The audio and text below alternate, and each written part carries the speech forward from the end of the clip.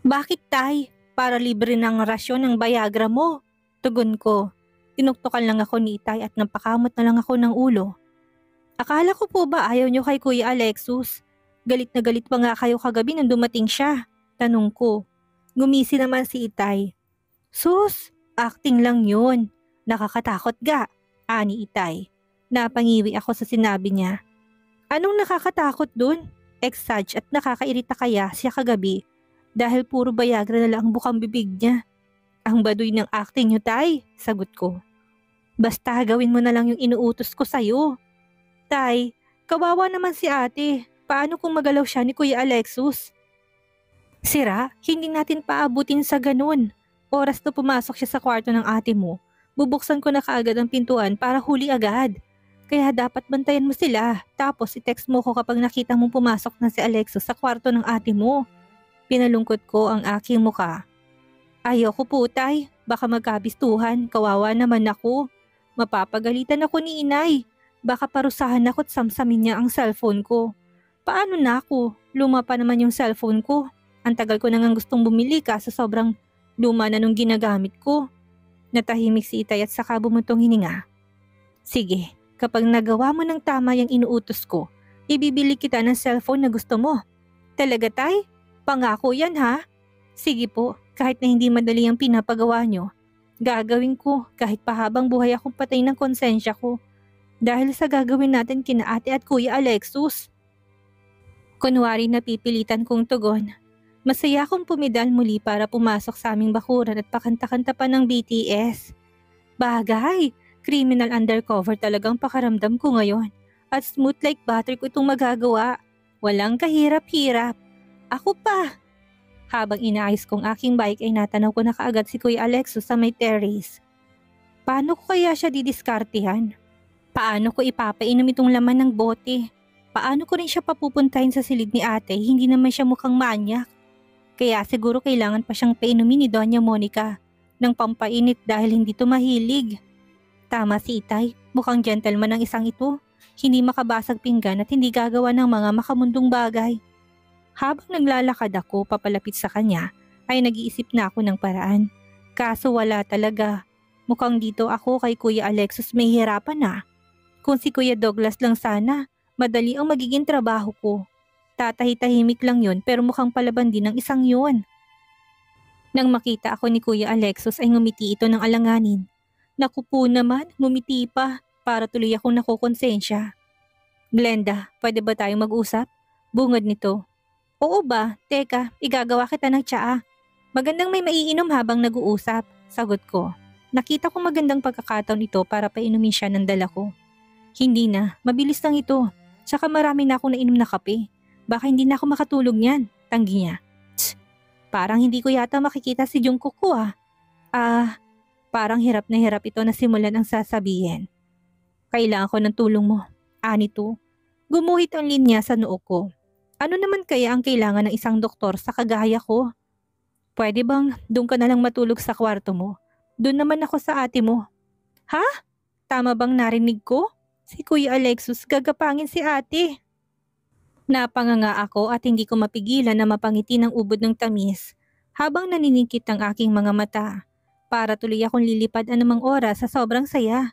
Kapag sinaswerte ka nga naman, tingin ko ay hindi na niya kakailanganin ng bote galing sa ina nito. Hindi naman pala anghel itong si Kuya Alexus eh. May tinatago din pala tong landi sa katawan.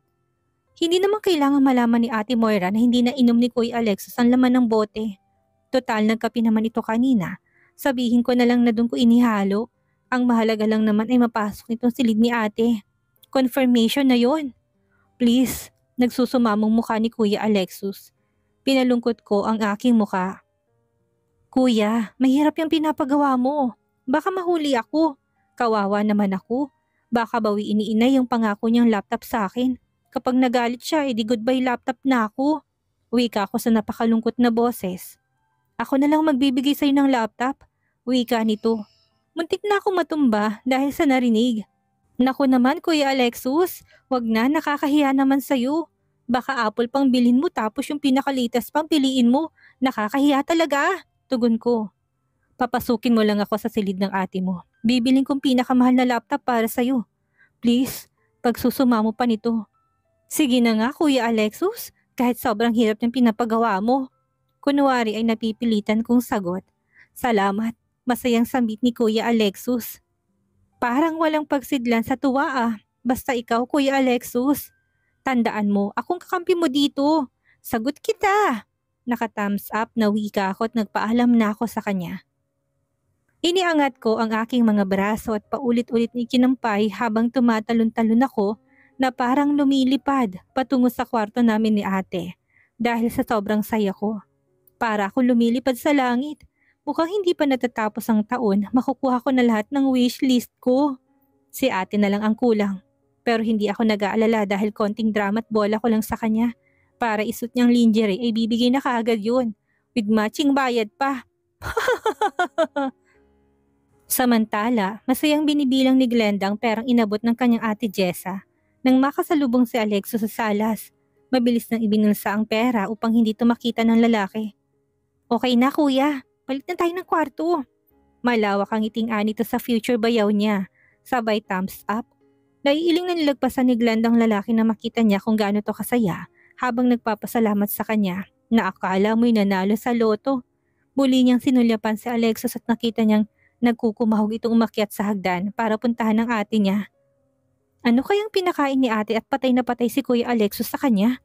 Bulong niya sa sarili. Naupo siya sa sofa at saka nag-inat-inat. Muli siyang tumayo upang kunin ang cellphone na ipinatong niya kanina sa tabi ng telebisyon. Pumunta siya sa kusina upang imagtimpla ng kape at saka muli siyang bumalik sa pagkakaupo sa sofa. Sinimulan niyang itipa ang keyboard ng cellphone niya at nag-text sa kanyang mga magulang nang magkabukod. Okay na po, nasa kwarto na si Kuya Alexus. Komportable siyang naupo sa sofa habang humihigop ng kape. Siguro dapat popcorn ang inihanda ko dahil siguradong magandang palabas itong mapapanood ko. Natatawa niyang sabi sa isipan. Samantalang si Kapitan Carding naman ay kasalukuyang nasa barangay hall dahil isa siya sa mga nakatokang magbantay dito ngayong gabi. Napabalikwas siya sa pagkakaupo nang mabasang text ni Glenda. Nasa silid na daw si Alexus. Malapad ng ngiti ang naging reaksyon niya. Sandali lang ha, may importante lang akong pupuntahan sa bahay. Hindi na niya hinintay ang sagot ng mga iniwang kasamahan at nagmamadaling lumabas ng barangay hall. Si Aling Nori naman ay halos mahulog sa kanyang kinaupuan nang mabasang message ni Glenda. Narito siya sa malawak na likod bahay nila at tumutulong sa mga naghahanda ng mga lutuin para sa kasal bukas. Pero ang mismong mga ikakasal ay walang kaalam-alam. Sandali lang, may importante lang akong pupuntahan sa bahay. Anito at mabilis na tumayo. Lakad-takbo siyang nagtungo sa bahay nila. Kumukuya-kuya-koy pa ang pangapaan ni Glenda habang hinihintay ang magandang palabas na inaantabayanan niya. At hindi nga siya nabigo. Sabay na nagkukumahog pumasok ang kanyang mga magulang sa loob ng bahay. Ang kanyang ama ay nanggaling mula sa harapan ng bahay, samantalang ang kanyang ina naman ay nagmula sa kusina dahil galing to sa likod ng bahay nila. Nagkasalubong pang mga to ngunit parang hindi nila nakikitang isa't isa. Nawaring may mga sari-sariling mundo at nagunahang pang umakyat ng hagdan. Abot hanggang tenga ngiti ni Glenda nang ilang sandali pa ay narinig na niyang malakas na sigaw ng kanyang ina. Ngunit hindi niya maintindihan kung ano sinabi nito. Isa lang ang tumatakbo sa isipan niya. Nahuli ng mga daga. Ani at lumapad ang ngiti.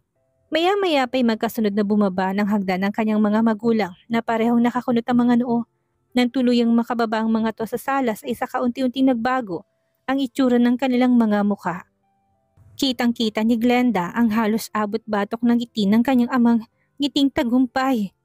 Yes, magkakaroon na rin ako ng anak na doktor. Malakas itong sabit bigla nitong itinaas ang kamay. Sabay tiklop ng kamao saka nag-fist pump sa ere habang umiindak-indak pa. Si Aling Nori naman ay parang kitikiting lumapit kay Glenda at niyakap ang anak. Ang galing-galing talaga ng bunso ko.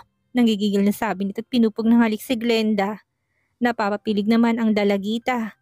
Nay, baka pumatapon yung kape ko, reklamo nito. Magkakaasawa na rin ng ate mo eh. Walang pagsidlan ang kasiyahan ng ginang. Nay, halos lahat naman ng tao nag-aasawa. Anong bago dun? Iba to, makakapag-asawa na sobrang gwapong ate mo. Pangarap ko talagang magkaroon ng anak na mukhang artistahin. Eto na yon. Walang pagsidlan ng kasiyahan ng ginang. Biglang umasim ang mukha ni Glenda. Aray ko, Nay, Hindi ka naman masyadong nakaka-offend. Sarkastikong ani ni Glenda. Tumunog ang cellphone ni Aling Nori at nang makitang si Doña Monica ang tumatawag ay kaagad nitong sinagot yun. Bala eh! Masiglat, abot-abot ang saya ng sumagot to sa kausap habang naglakad papalayo.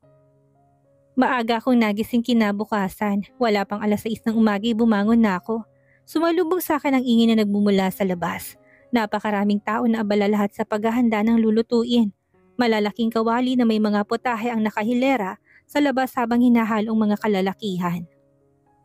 Bakit sobrang dami naman? Aba, at gising na palang ikakasal. Bati ni Aling Garci, may edad na kabarangay ko. Mabilis ko siyang nilingon at alinlangan ako napangiti sa kanya.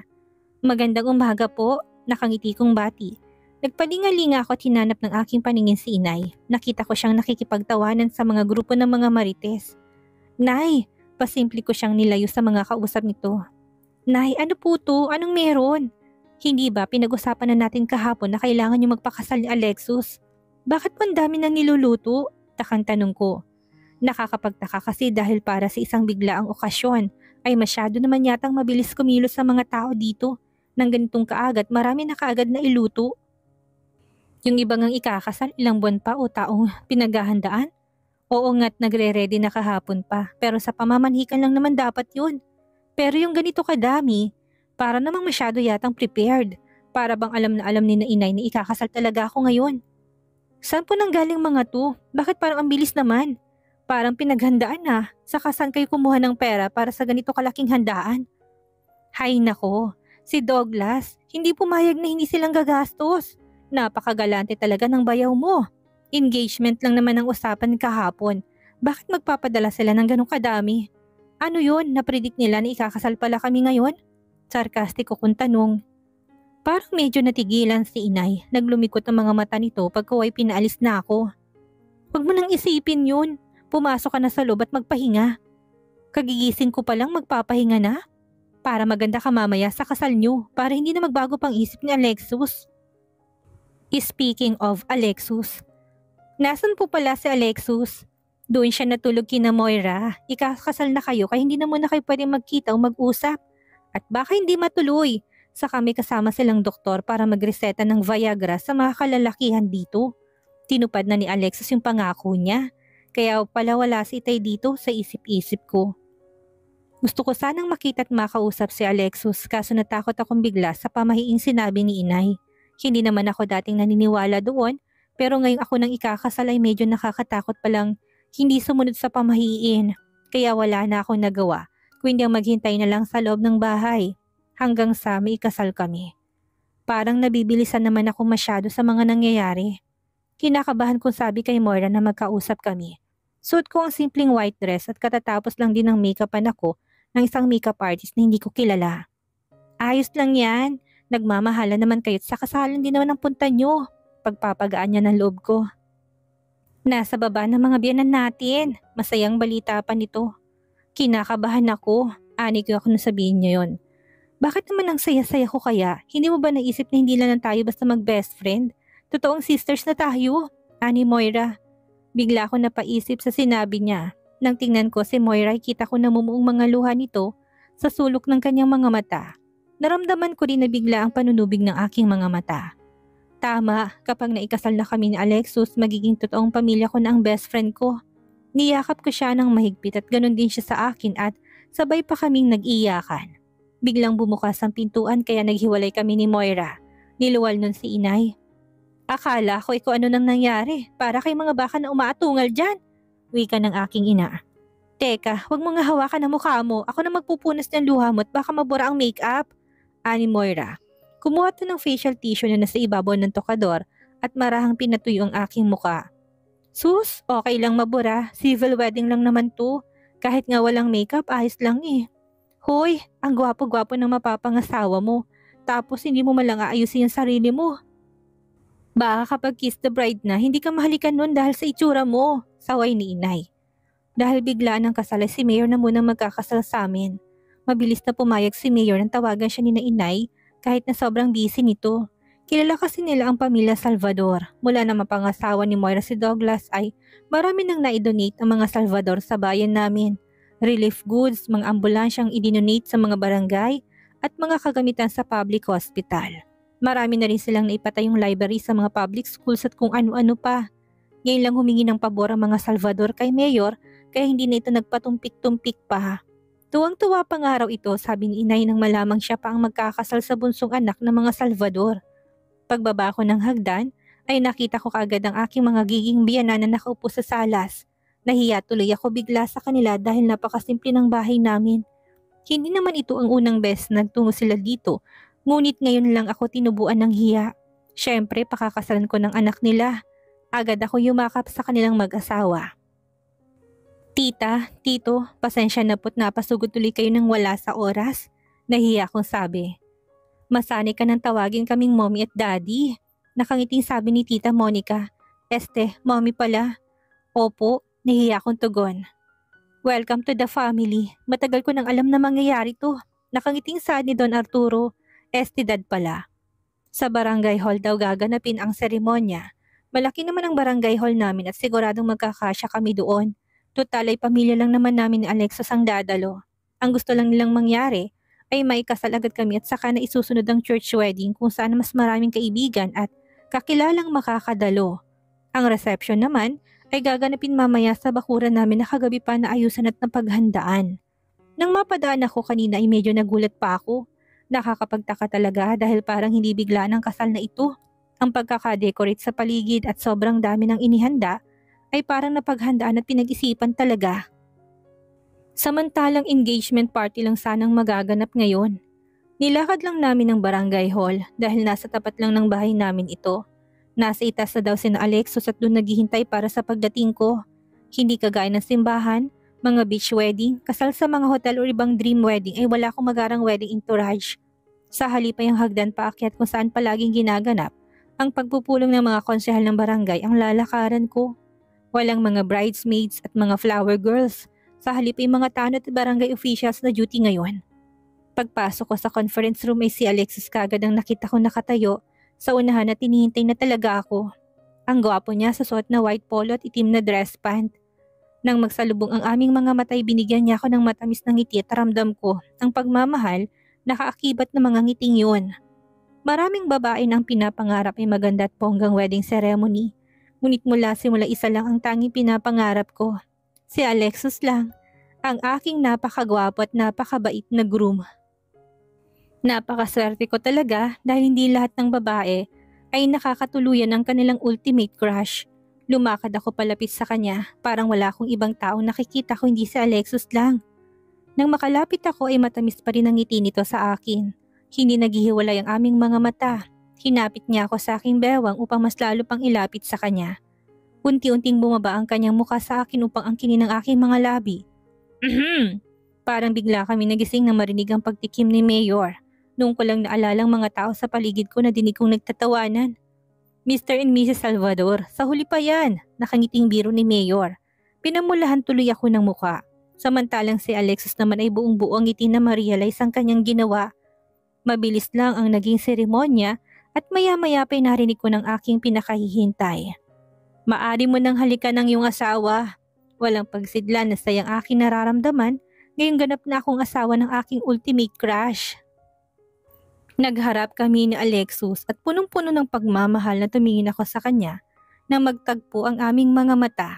Dahan-dahan niyang hinawakan ang aking mga kamay. Tahimik lang na nakamasid ang mga tao na nasa loob ng silid. Gumalaw ang mga kamay ni Alexis at gumapang sa aking mga braso. Kasunod ay ang malambing niyang pagyakap sa aking bewang. Dahan-dahang lumapit ang kanyang mukha at sabi kong hinintay ang kanyang paparating na halik. Marahan kong isinara ang aking mga mata. Kasunod nun ay ang pagdampi ng kanyang mga labi at ramdam ko sa halik na yun ang kanyang panghabang buhay na pangakong iingatan niya ang aking puso. Habang nakapikit ay mabilis na bumalik ang mga alaala kung paano ko siya hinabol-habol at sinuyo noong una. Hindi ako nagsisi sapagkat dahil doon ay pinagsasaluhan namin ngayon ang walang kasing tamis na halik.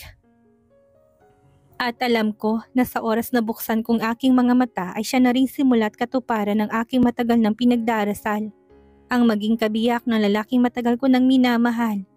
Hindi man pang telenovela ang love story namin ni Alexis dahil Wala naman masyadong drama at ganap ang aming pag-iibigan. Para sa akin, sa lahat ng kwentong pag-ibig, ang pinakamaganda at pinakamatamis sa lahat ay ang aming pagmamahalang dalawa. Alexus POV.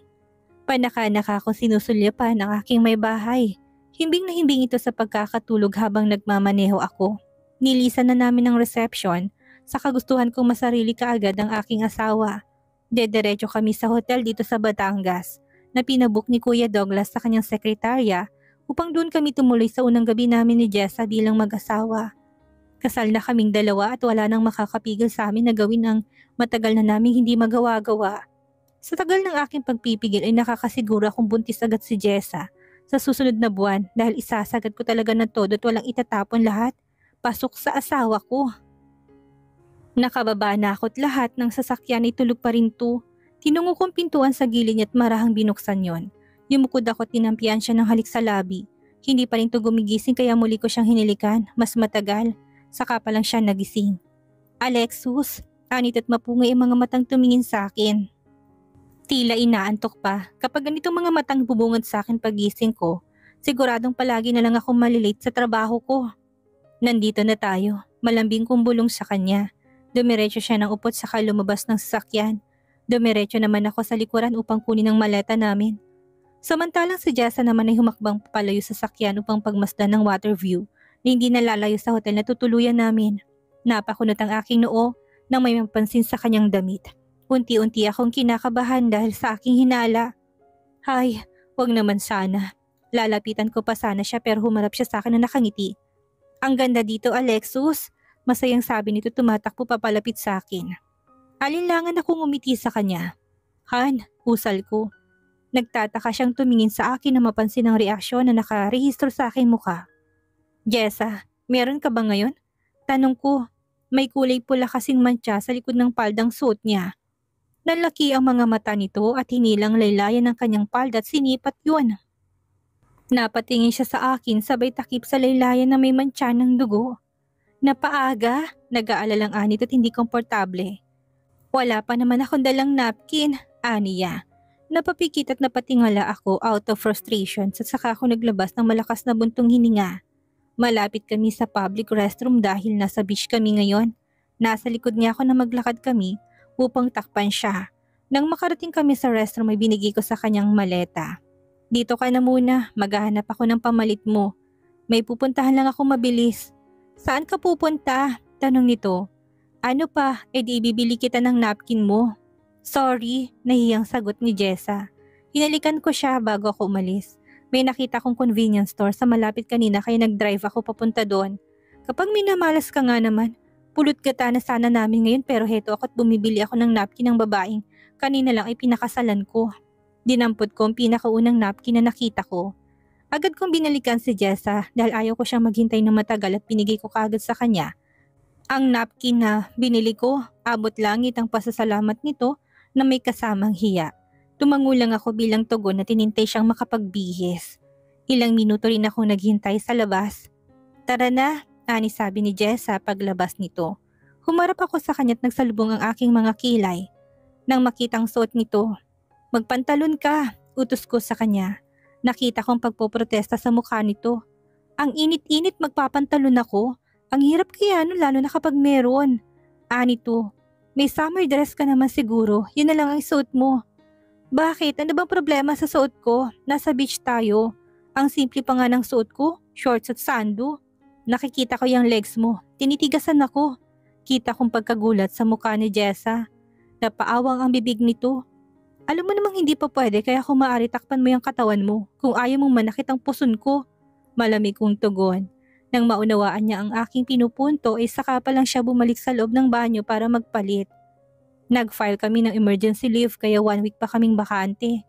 Hindi naging dahilan ng walang sex upang hindi maging masayang bakasyon namin. Mahal ko si Jessa at hindi lang naman katawan ang minahal ko sa kanya. In-enjoy na lang namin ang aming bakasyon. Nauunawaan din niya kung bakit mas pinili kong sa sofa na lang matulog.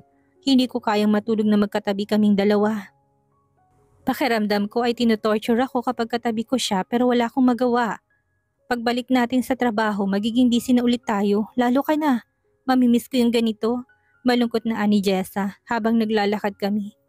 Hindi mo naman kailangang bumalik pa sa trabaho, Jessa. Alam ko namang hindi talaga nursing ang pangarap mo. Wika ko. Nahiya pang ngumiti si Jessa dahil totoo ang sinabi ko. Medicine student kasi ako nung magkakilala kami. Ako ang dahilan kung bakit siya nag-nursing. Para daw balang araw magkatrabaho niya ako. Sa bahay ka na lang, kagaya ni na Mommy at Moira. Saka ayaw ko napapagod ka sa trabaho para pagdating ko ng bahay, may lakas ka pa para gumawa ng baby natin. Bulong ko sa pilyong boses. Huwag kang ganyan, baka mamaya gapangin kita. Ikaw rin. Ganting biro ni Jessa. Ang galing niyang maghamon. Palibhasa alam niyang wala akong magagawa sa ngayon. Hintayin niya lang na mawala ang dalaw niya at sisiguraduhin ko na hindi siya makakalakad kinabukasan. Napagdesisyonan na nga naming mag-asawa na huminto na siya sa pagtatrabaho dahil may panibago na siyang pagkakaabalahan ngayon na kasal na kami. Kagaya ni na Mommy at Moira ay pag-aaralan din niya ang in-law integration in family business. Kailangan niyang malaman ang tungkol sa pasikot-sikot sa kumpanya ng pamilya namin dahil bilang mga asaway silang hahalili sa amin ni Dad at Kuya Douglas kung sakaling may mga sitwasyon na hindi namin magampanan ang obligasyon bilang shareholders.